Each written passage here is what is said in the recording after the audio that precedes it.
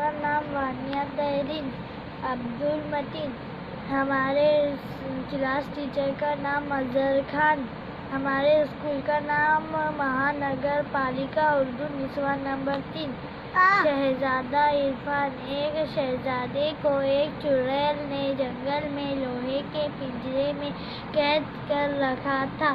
اس شہزادے کا نام عرفان تھا. وہ لوہے کا پنجرا ایسا تھا کہ چاروں طرف سے بند تھا اور گول تھا. اس کے اندر کی کوئی چیز باہر سے نظر نہ آتی تھی.